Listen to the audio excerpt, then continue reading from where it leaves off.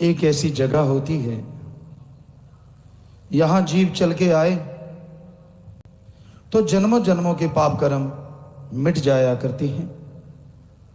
जैसा करो संग वैसा चढ़े रंग। संग का असर लाजमी होता है। कहीं भी आप बैठते हैं, किसी से बतियाते हैं, उसका असर लाजमी होता है। इसलिए सत्संग में समझाया जाता है कि भक्तजनों को कभी भी निंदा और बुराई का संग नहीं करना चाहिए। मन बड़ा जालिम है। मन हमेशा रहने वाली वो टेप है जिसका रिकॉर्डिंग बटन दबा रहता है। कहीं भी आप बैठेंगे, इसने उस वातावरण के असर को, जो बातचीत चलती है उसके अंश को आपके दिलो दिमाग में रिकॉर्ड कर देना है। और मन जब अपनी आई पे आता है तो अच्छे अंश मिटा देता है, और जो बुरे बुरे अंश होते हैं बातचीत के, वही आपके सामने लाके रख देता है। इसलिए कभी भी भक्तजनों को बुराई का, निंदा का संग या सोहबत भूल के भी नहीं करनी चाहिए, क्योंकि भक्ति पे वो असर होता है कि इंसान का मन जालिम बिगड़ जाता है। जिनका मन बिगड़ैल हो जाता है, जिनका मन बिगड़ जाता है, वो किसी के भी नहीं रहते। किसी गुरु पीर के, किसी अच्छे नेक इंसान के, उनका मन जालिम उनसे बुरे बुरे कर्म करवाता है। वो खुद गिरे होते हैं और सब कोई उनको गिरा हुआ नजर आता है। इसलिए जितना हो सके सत्संग करो। समाज में रहते संग तो करना ही पड़ता है। आपके यार दोस्त मित्र, आप बिजनेस करते हैं, कोई व्यापारी, या फिर आपके संगी साथी जो घर परिवार में भी रहते हैं, तो संग तो करना पड़ता है। लेकिन जैसे ही बुराई का दौर शुरू हो, निंदा चुगली, टांग खिंचाई, लेग पुलिंग, ऐसी चर्चाएं शुरू हों, बेहतर है आप कन्नी कतरा जाओ। हां में हां अगर कोई मिलाता है तो उसका मन उसे भी गुमराह करने में कसर नहीं छोड़ता।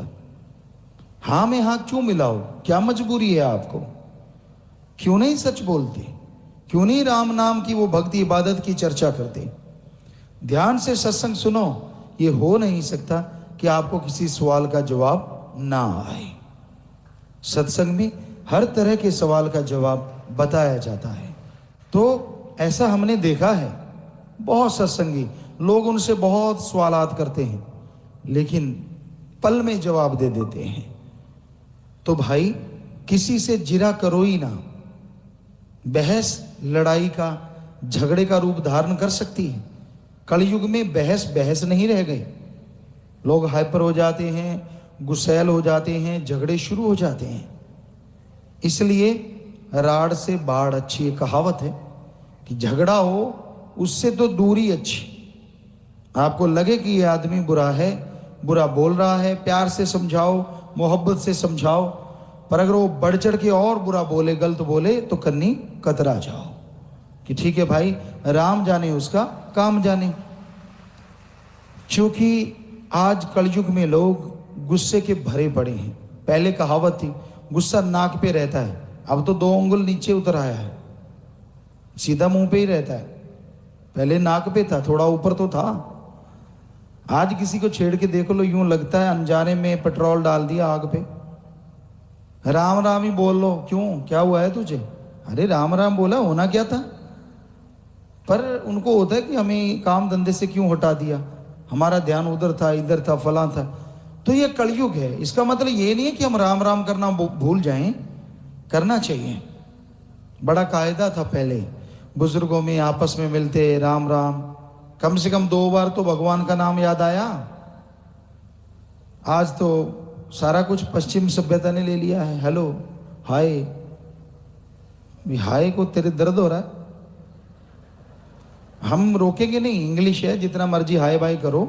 मतलब ये कि ऐसा हुआ है अब वो कहीं बुजुर्ग थे, हम ज़्यादा पढ़े लिखे नहीं थे, वहाँ से एक बच्चा जाने लगा, दूसरा बच्चा भी पढ़ा लिखा था, तो उसको कहता हाय, कहता बेटा रुक दवाई दिलाता हूँ। वो कहता ताऊ क्यों? कहता तू हाय हाय कर रहा है कब से, क्योंकि उन्हें 2-3 बहनों को भी हाय किया, उसको भी। तो हालांकि ये पश्चिम सभ्यता, हाँ जरूरी है इंग्लिश सीखना, इंग्लिश बोलना, लेकिन अंधों में काना राजा बनना जरूरी है क्या? यहाँ बुजुर्ग बैठे हों, अपनी संस्कृति है तो उसके अकॉर्डिंग भी तो बोला जा सकता है, जरूरी तो नहीं हाई बाई टाई से काम लेना।